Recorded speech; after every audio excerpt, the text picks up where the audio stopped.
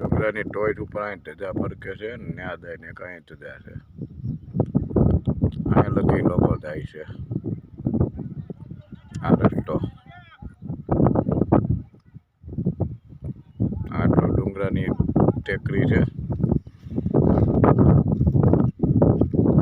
આ એક ટેકરો જ છે એવો. બાકી બધા ખાડા છે.